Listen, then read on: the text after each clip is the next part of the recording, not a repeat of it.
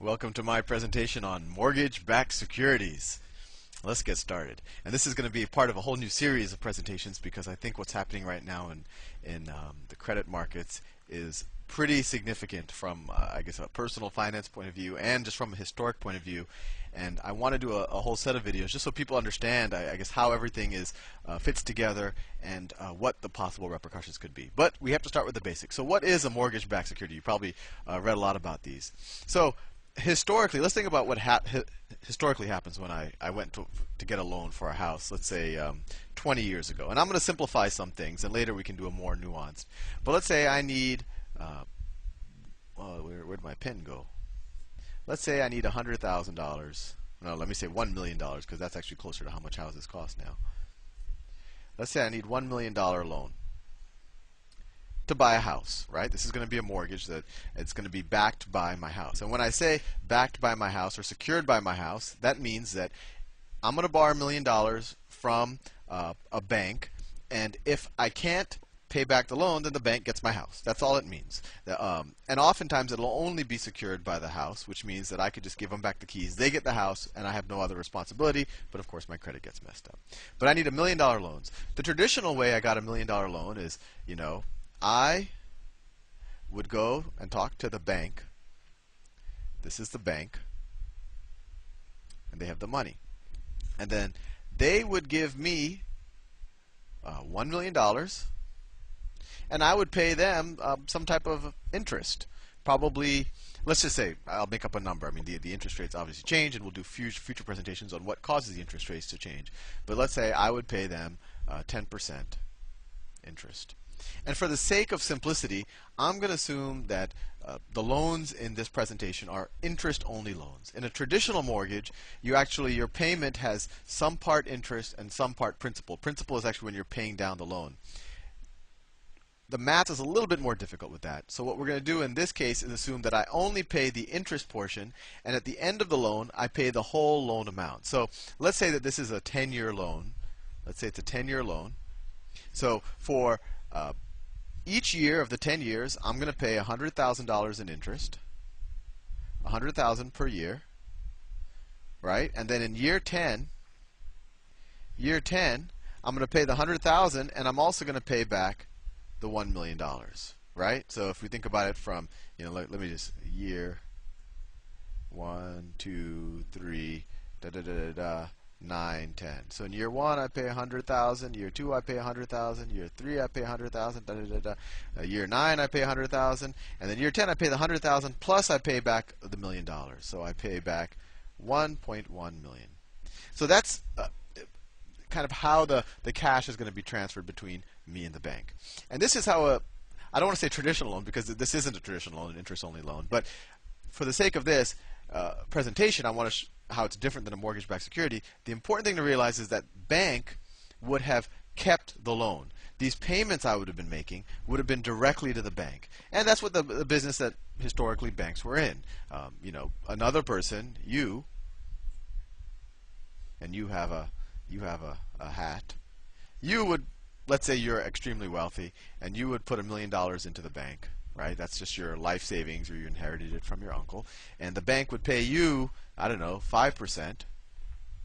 The bank would pay you 5%, and then take that $1 million, give it to me, and get 10% on what I just borrowed, and then the bank makes a difference, right? It's paying you 5%, and then it's getting 10% from me. And we can go later into how they can pull this off, like what happens when you have to withdraw the money, et cetera, et cetera. But the important thing to realize is that these payments I make are to the bank. That's how loans worked before the mortgage-backed security industry really got developed. Now, let's do the example with a mortgage-backed security. Now, there's still me. I still exist.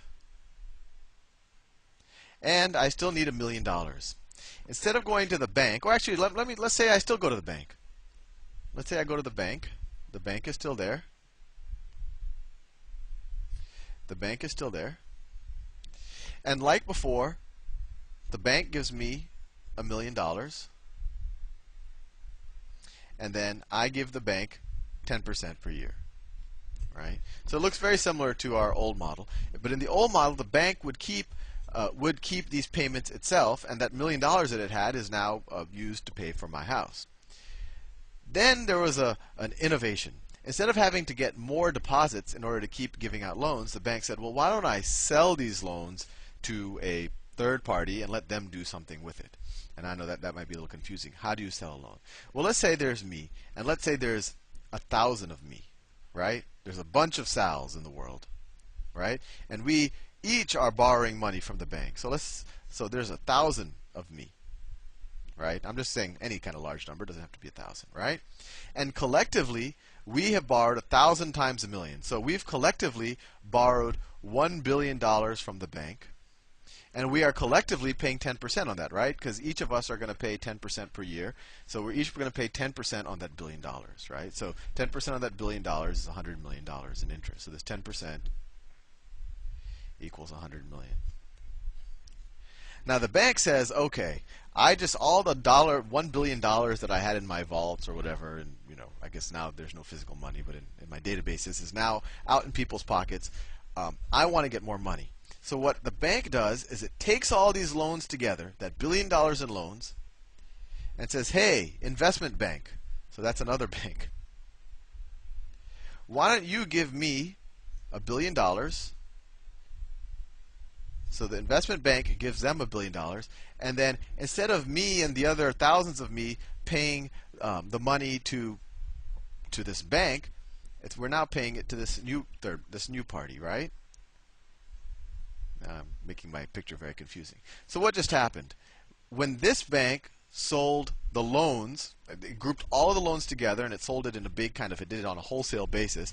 It sold 1,000 loans to this bank. So this bank paid $1 billion for the right to get the interest and principal payment on those loans. So all that happened is this guy got the cash, and then this bank will now get the set of payments. So you might wonder, why did this bank do it? Well, I kind of glazed over the details, but he probably got a lot of fees for doing this, or maybe he just likes giving loans to his customers, whatever. But the actual right answer is that he got fees for doing this, and he's actually probably going to transfer a little bit less value to this guy. Now, hopefully you understand the notion of actually transferring the loan. This guy pays money, and now the payments are essentially going to be funneled to him. I only have 2 minutes left in this presentation, so in the next presentation, I'm going to focus on what this guy can now do with the loan to turn it into a mortgage-backed security. And this guy's an investment bank instead of a commercial bank, and that's important. Well, that detail is not that important in understanding what a mortgage-backed security is, but that will have to wait until the next presentation. See you soon. Welcome back. So where we left off is there was 1,000 people who all needed, let's say, $1 million loans each, and they were all going to pay 10% on their loans. And they borrowed it from this bank. It's kind of a standard commercial bank. And this bank says, well, I just handed out $1 billion, and I'm getting these interest payments, and my vaults are empty. I want to have money back in my vaults, or I want to have money back on my balance sheet. So I'm going to sell these loans. I'm going to bundle them all together and sell them to this investment bank. And now, what is this investment bank going to do with these loans, and why is it doing it? So let me delete this. So we had the investment bank. I randomly picked the color green, but I think it is appropriate for the investment bank. So now I have all of the, me.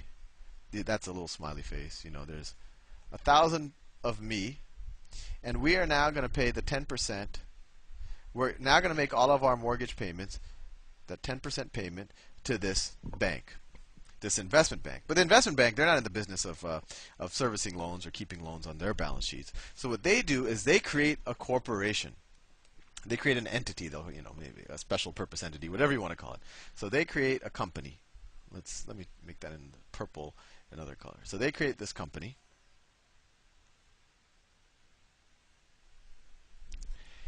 And what they do is they will take this $1 billion, well, no, not the $1 billion. They take their rights to these payments that they got, right? They paid $1 billion to that first bank in order to get the payments from all of these people.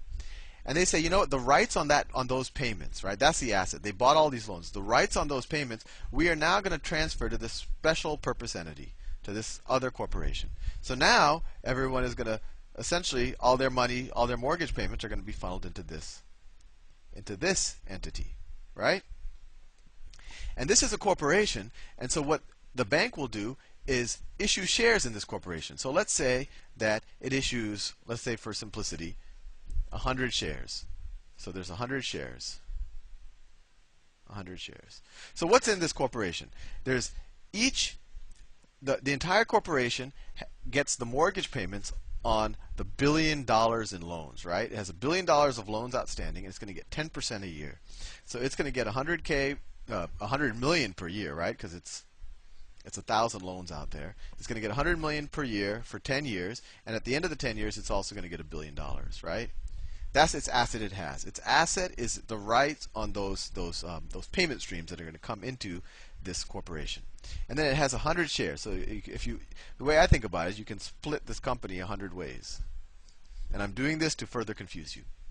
So what is each of those, the owner of each of those shares, what does it entitle them to? Well, it entitles me to 1/100th of what this corporation gets. So each share, so if I have a share, let's make it look, it looks like a share, a stock certificate, I'm going to get 1/100th of this thing. And normally you wouldn't have 100 shares. You would have, let's say, 1,000,000 shares. Actually, let me make it 1,000,000 shares because I think that's in some strange way more realistic. So let's say there are 1,000,000 shares. So if there are 1,000,000 shares, each share will get 1/1,000,000th of the cash flow stream that's entitled to this entity. So instead of getting $100 million every year, it gets 1/1,000,000th of that. So it gets $100 per year. And then on the last year, instead of getting $1 billion, it gets $1,000. So what the bank will do is it'll take these shares and then it'll sell it to the general public. It'll IPO it essentially. You can think of it that way. And tons of people will buy it, especially hedge funds and pension funds and mutual funds and bond investors. And it's just important to think about how the money is flowing. So now when they sell these shares in this entity, people are going to give them, well, hopefully more than what they paid for it, right? Maybe there's a lot of demand for this type of asset where I get this type of income stream. So maybe once they sell all the shares, they get, I don't know, they get $1.1 billion for them, right? So this is the investors. And the investors collectively buy these shares for $1.1 billion. Essentially, let's say they paid $1.1 billion for 1,000,000 shares. So they paid $1,100 per share, right? $1,100 per share. Each of the investors paid $1,100 for each of these shares. So then $1.1 billion goes into the special purpose entity. And if you think about it, the bank made out like a bandit, right? Because the bank paid $1 billion for the rights to these mortgage payments, and it's getting $1.1 billion from the investors. And all the bank has to do is kind of set this whole legal structure up and service the loans. It actually doesn't even have to service the loans. We'll go into that later. So let me summarize, I guess, just because I know this can be a little bit of a daunting subject. Let me summarize. So, and let me use this purple. I don't like. It's a little bit. Anyway, so you have tons of investors. So each of these is an investor. I know, actually, a borrower. All of these people need to buy houses. These are all smiley faces. These are all smiley faces, right? They all need to buy houses, and then they collectively get $1 billion, right? $1 million each, and they each use that $1 million to buy their house, to buy their relative house. And then that $1 billion initially came from, just their local bank, and then. And when the $1 billion came from that local bank, all the payments, the interest payments, went to the bank. But then an investment bank came along and said, well, no, I want to buy the rights to those payments. An investment bank came along and says, well, I'm going to give you $1 billion, $1 billion. And now, instead of you getting the payments, I get the payments.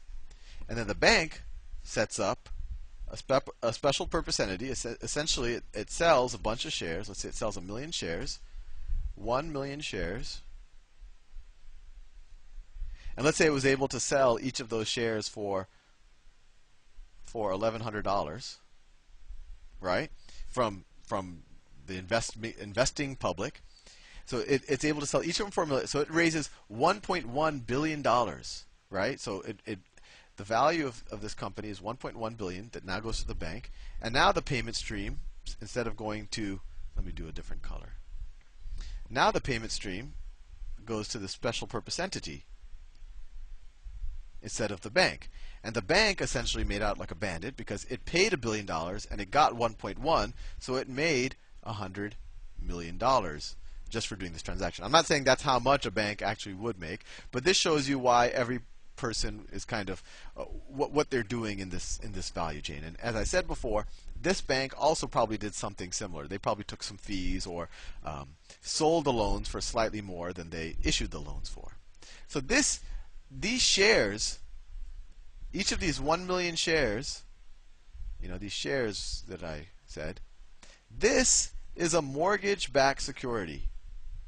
Mortgage-backed security. And it makes sense. It's a security. A security is an ownership that's tradable in a company.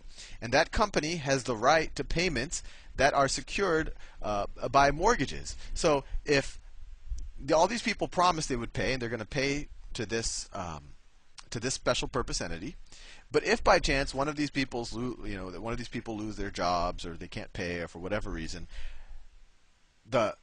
instead of the payments, this entity is going to have the rights to their property. And that's why we say that it's a mortgage-backed security. So it's not just a promise to get money. The money is actually backed by people's mortgages. And of course, in this entity is going to, if this guy defaults on his loan, he's one of a million. So statistically, you might be able to predict that. I don't want to put too much stock in these statistical models. Then this entity will just have that property auctioned off or sold, and then it'll just, the cash flow will come back to it. So that's what a mortgage-backed security is. Hopefully I didn't confuse you too much. My next presentation, I'm going to take it to a further level of confusion and show you what a collateralized debt obligation is. And then I'll do a more philosophical video on why these things even exist and why they're useful and why people may benefit or may not benefit from these things. Welcome back to my series of presentations on mortgage-backed securities. So let's review what we've already gone over. So I've already drawn here. I actually prepared ahead of time. So I've already drawn here kind of what we've already talked about. So we started with borrowers who need to buy houses. Each of them borrowed $1 million. So actually, let me write that down. Let me change the color of my pen. Where'd my pen go? There it goes. Okay. So each of these people borrowed $1 million. 1 million. Oh, that's too fat. I don't like that pen. Where's the thinner pen? Okay. Each of them borrowed $1 million, and there were 1,000 of them, right? So $1 million times 1,000, that's $1 billion that they needed. And then they said that they would pay 10% a year on that money that they borrowed. So that's 10% for each of them is $100,000. And then, as we said, there's 1,000 borrowers. So they're going to put in $100 million, right? 100,000 times 1,000 is $100 million. So just to simplify, keep it in your mind, $1 billion goes to a bunch of borrowers, goes to 1,000 borrowers to be specific. And then each year, those borrowers are going to give the special purpose entity, this is just a corporation designed to kind of structure these mortgage-backed securities, they're going to give 10% of the billion, or $100 million back into this. And then we said, okay, well, where does that money for this special purpose entity or for this corporation comes from? Well, it comes from the investors in the actual mortgage-backed securities. So let's say that there's a, and just to be clear, so the asset within this entity is the loans, or are the loans. Let me see. Where did my pen go? So loans. The loans are the main asset that's inside of this special purpose entity, and the loans are just the right on these 10% payments. And so the money came from when the owners of each of these mortgage-backed securities, each, let's say, paid $1,000 for the mortgage-backed securities, and in return, they're going to get 10% on their money. So each security costs $1,000, and then they're going to get $100 back per month. And we said there are 1 million of these securities. So $1,000 times 1 million, that's where the $1 billion comes from. My thing's been acting up. That's where the $1 billion comes from. that essentially is lent to the borrowers. And these guys will get 10%. Now, one thing I want you to keep in mind is they get 10% only if every one of these borrowers pays their loans, never defaults, never prepays. Prepaying a mortgage is just saying I sold a house, so I don't need the mortgage anymore, so I just pay it off. So it's only 10% indefinitely if all of the borrowers pay all the money and never default or anything like that. So this 10% is kind of in an ideal world. Well, everyone knows that it's not going to be exactly 10%. Some percentage of these borrowers are going to default on their mortgage. Some of them are going to pay ahead of time. And actually, that's what the buyer of the mortgage-backed security should try to figure out. And all sorts of buyers are going to have all sorts of different assumptions. And this is what you've probably read some articles about these hedge funds with these computer models to value their mortgage-backed securities. And that's what those computer models do. They try to look at historical data and figure out, okay, for a given population pool in a given part of the country, what percentage of them are able to pay off their mortgage, what percentage of them default on their mortgage, and when they default, what is kind of the recovery? If say they default on $1 million mortgage, and then the special purpose entity would get control of that house, and then if that house is sold for, I don't know, $500,000 because the property value went down, then the recovery would be 50%. So that's all of the things that someone needs to factor in when they figure out what will be the real return. 10% is if everyone pays. So let's make some very simple assumptions for ourselves to kind of, let's say we are thinking about investing in a mortgage-backed security, and we want to gauge for ourselves what we think the return is going to be.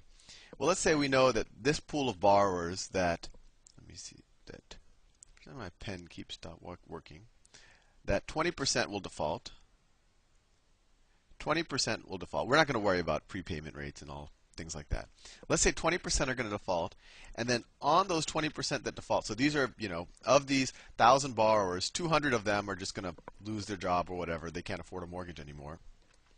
And of those 20% that default, we have a 50% recovery.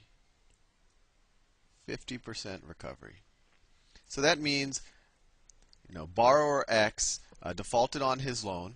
And then when we go and get the property, because the loan was secured by the property, and when we auction off the property, we only get $500,000 for it. So we get a 50% recovery, 50% of the original value of the loan. So if 20% default, and then there's a 50% recovery, then on average, you're going to get 10%. 10% of the loan is worthless. And I'm going to make some kind of hand-waving assumptions here or there. But you can assume statistically, and since this is a large number of borrowers, it's 1,000, right? If there's only one borrower, it would be hard to kind of gauge when he defaults. If he defaults at all, we would just know that there's a 20% chance. But when there's a large number of borrowers, you can kind of do the math and say, okay, on average, 200 of these guys are going to default. And instead of actually getting a 10%, since 10% of the loans are going to be worthless, I'm going to get 10% less than this 10%. So I'm going to get 9%. So this is based on the model that we just constructed, right? This is the model that we constructed. This is a much simpler model than what most people use. But based on the model that we just constructed, I think the real return we're going to get on this mortgage-backed security is 9%. If there was another investor who assumed a 50% default rate but with a higher recovery, he or she would have a different kind of expected return from this security. So why is this even useful? Well, think about it. Before, in the case we did in the first video, when someone just borrows from the bank has very specific lending requirements. They have their own model. So there's a whole class of borrowers that they might have not been able to service.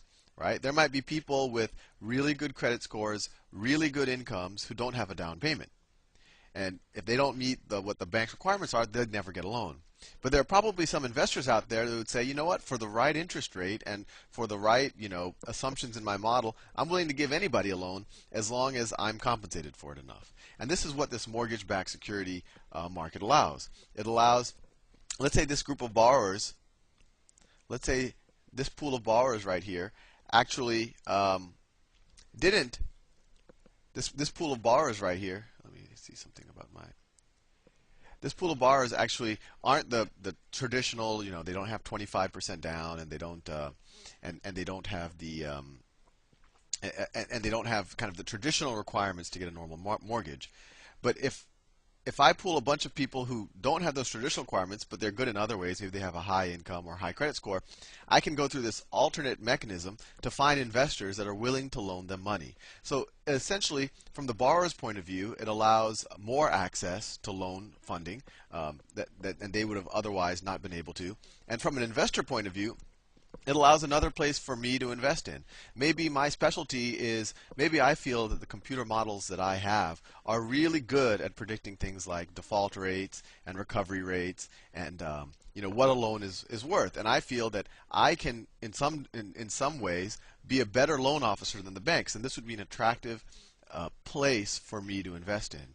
It's also, it might just have a risk-reward characteristic that doesn't exist in the market already, and it allows you to kind of diversify into one other asset class. So that's the value that it has across the entire spectrum. Now in the next presentation, I'm going to show how you can, I guess, further complicate this even more so that you can open up the investment to even a larger group of investors. Because you can think about it right now, there's probably some people who say, okay, I already said, some people will do these models and try to make their own assumptions and say, okay, this is going to give me 9% a year. But then there's a whole bunch of people who are going to say, boy, this is too complicated for me. This seems risky. I don't have any fancy models. I only like to invest in things where I know I get my money. That's very highly rated debt is where I'm going to invest my money. And then there's another group of people who say, okay, 9%, that's nice and everything, but I'm a hot shot. I'm a gambler. 9% isn't the type of returns I want. I want to take more risk and more return. And so there should be something maybe for those people as well. So that's what we're going to show you in the presentation on collateralized debt obligations. See you soon. Welcome back. Well, in the last presentation, we described a situation where you had a bunch of borrowers. They needed $1 billion collectively because there's 1,000 of them. They each needed $1 million to buy their house. And they borrowed the money essentially from a special purpose entity. I mean, they borrowed it from their local mortgage broker who then sold it to a bank or to an investment bank who created the special purpose entity. And then they IPO'd the special purpose entity and raised the money from people who bought the mortgage-backed securities. But essentially what happened is the investors in the mortgage-backed securities provided the money to the special purpose entity to essentially loan to the borrowers. And then the reason why we call it a security is because not only are these people getting this 10% a year, but if they want to, let's say that you had one of these mortgage-backed securities and you paid $1,000 for it, and you're getting this 10% a year, but then all of a sudden you think that that the whole mortgage industry is about to collapse, a bunch of people are going to default, and you want out. If you just gave someone a loan, there'd be no way to get out. You'd have to sell that loan to someone else. But if you have a mortgage-backed security, you could actually trade the security with someone else, and they might pay you, who knows, they might pay you more than $1,000, they might pay you less, but there'll be some type of a market in the security, so you could have what you could call liquidity. Liquidity just means that I have the security and I can sell it. I could trade it, just like I could trade a share of IBM or I could trade a share of Microsoft. But like we said before, this security, in order to place a value on it, you have to do some type of analysis of what you think it's worth, or what you think this real yield or this real the real interest will be after you take into account people prepaying their mortgage, people defaulting on their mortgage, and other things like short-term interest rates, et cetera, et cetera. And there's only maybe a small group of people who are sophisticated enough to be able to figure that out, to make some type of models, and who knows if even they're sophisticated enough. So now there might be another investor here. Let me make my pen tool work. There might be a whole other class of investors. Where is the pen? There might be a whole other class of investors. Let me draw it here. Say this guy, he would love to kind of invest in securities, but he thinks this is too risky. He'd be willing to take a lower return, but as long as he was allowed to invest in less risky investments. Maybe by law, maybe he's a pension fund or he's some type of a mutual fund that's forced to invest in something of a certain grade. And say that there's another investor here. Oh, I don't know why my pen keeps changing. And he thinks that this is boring, 9–10%. Who cares about that? He wants to see bigger and bigger returns. So, and there's no way for him to invest in this security and to get better returns. So now we're going to take this mortgage-backed security and introduce one step further kind of a permutation, or I guess a derivative of what this is. And that's all what derivatives are. You probably heard the term derivatives, and people do a lot of hand waving saying, oh, it's a more complicated form of security. All a derivative means is you take one type of asset and you slice and dice it in a way to spread the risk or whatever, and so you create a derivative asset. It's derived from the original asset. So let's see how we could use the same asset pool, the same pool of loans, and satisfy all of these people. Satisfy this guy who wants maybe a lower return but lower risk, and this guy who's being willing to take a little bit higher risk in exchange for higher return. So now in this situation, we have the same borrowers. They borrowed $1 billion collectively, right? Because there's 1,000 of them, et cetera, et cetera. And there's still a special purpose entity, but now instead of just slicing up the special purpose entity a million ways, what we're going to do is we're going to split it up first into 3 what we could call tranches. A tranche is just a bucket, if you will, of the asset. And what we're going to call the 3 tranches: equity, mezzanine, and senior. And these are the things that are these are the words that are commonly used in this industry. Senior just means these people, if this entity were to lose money, these people get their money back first. So it's the least risk out of all of the tranches. Mezzanine, that just means next level or middle, and these guys are someplace in between. They have a little bit more risk, but they still get and they get a little bit more reward than senior, but they have less risk than this equity tranche. Equity tranche, these are the people who first lose money.